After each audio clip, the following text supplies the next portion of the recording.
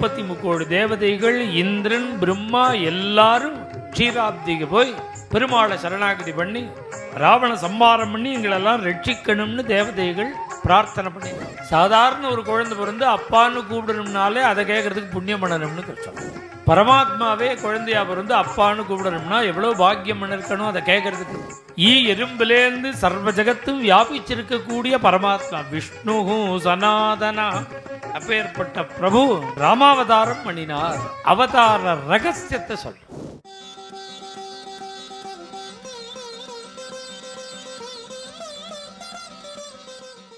சகி தேவைருதீர்ணஸ்ய ராவணஸ்ய வதார்த்திபிஹி அர்த்திதோ மானுஷே லோகே ஜக்ஞே விஷ்ணு சனாதனஹ.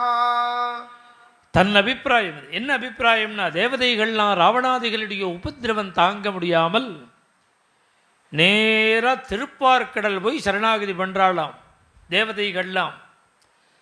தசமுக பிரதாபத்தேன சக சரண சதமுக பிரமுகாஹ சதுர்முகாய தசமுக பிரதாப கிரீஷ்மோஷ்ம சம்பளோஷணமாவேத்ய தேன சக சரணமிதி சார்ங்கதன்வானம் மன்வானாஹ நானாவித பிரஸ்துதஸ்துதயः க்ஷீராம்புராசிம் ஆசேதுஹு தத்ரா நாராயணாய நளினாய தலோஜனாய நாமாவசேஷித வை மகாபலி வைபவாய நானாச்சராச்சர விதாயக ஜன்மதேச நாபீபுடாய புருஷாய நமः பரஸ்மை சந்தாபக்னம் சகல ஜகதம் சர்ங்கச்சாபாபிராமம் போஜ சம்பூல போஜன சொல்றார்.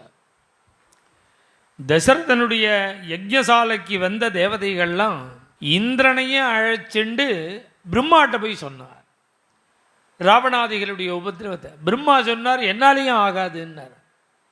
அப்போ தேவதை 33 தேவதைகள், இந்திரன், பிரம்மா எல்லாரும் க்ஷீராப்திக்கு போய் பெருமாளை சரணாகதி பண்ணி ராவண சம்மாரம் பண்ணி எங்களெல்லாம் ரட்சிக்கணும்னு தேவதைகள் பிரார்த்தனை பண்ணினா. சகி தேவைருதீர்ணஸ்ய ராவணஸ்ய வதார்த்திபிஹி அர்த்திதா. இப்படி பிரார்த்தனை பண்ணின உடனே பகவான் அப்படியே ததாஸ்துன்னு சொல்லி அவதாரம் பண்ணுறேன். நான் பூலோகத்தில் குழந்தையா பிறக்கணும்னா ஒரு அப்பா வேணுமே, ஒருத்தர் அப்பான்னு கூப்பிடணுமே. சாதாரண ஒரு குழந்தை பிறந்து அப்பான்னு கூப்பிடணும்னாலே அதை கேட்கறதுக்கு புண்ணியம் பண்ணணும்னு சொல்கிறேன். பரமாத்மாவே குழந்தையா பிறந்து அப்பான்னு கூப்பிடணும்னா எவ்வளோ பாக்கியம் பண்ணிருக்கணும் அதை கேட்கறதுக்கு. இவ்வளவு பாக்கியம் பண்ணினவா யாரினி பிதரம் ரோச்சயா மாசா யோசனை பண்ணாராம் பெருமாள். கோடி அப்பா அம்மா குழந்தை வேணும்னு தவிச்சுட்டு இருக்கா. பகவானுடைய இந்த கடாட்சத்தில் யார் கடாட்சத்துக்கு யார் பாத்திரமானான்னார். ததா தசரதம் நிருபம் தசரதனை செலக்ட் பண்ணிவிட்டாராம் சுவாமி. அர்த்திதோ மானுஷே லோகே ஜஜ்ஞே அவதாரம் பண்ணினார். இதுதான் ராமன் மனுஷன் நினச்சிக்காத சனாதனா வேதவேத்யனான பரமாத்மா. எறும்பிலேருந்து சர்வ ஜகத்தும் வியாபிச்சிருக்கக்கூடிய பரமாத்மா விஷ்ணு சனாதனா அப்பேற்பட்ட பிரபு ராமாவதாரம் பண்ணினார் அப்படின்னு அவதார ரகசியத்தை சொல்ற.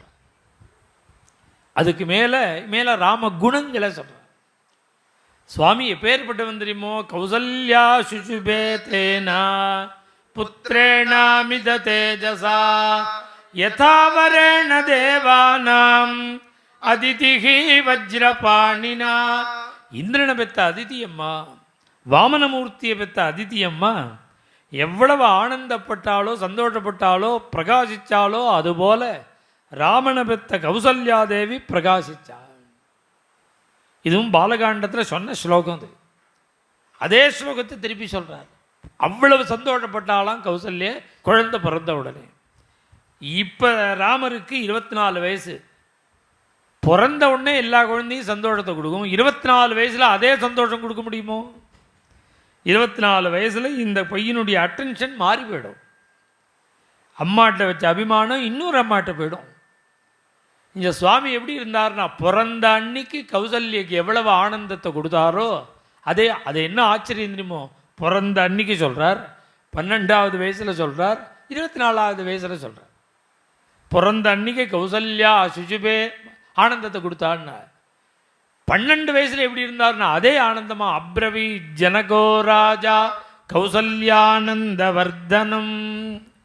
கௌசல்யக்கு ஆனந்தத்தை கொடுக்கக்கூடிய அந்த தெய்வத்தை பார்த்து பேசினான் ஜனகன்.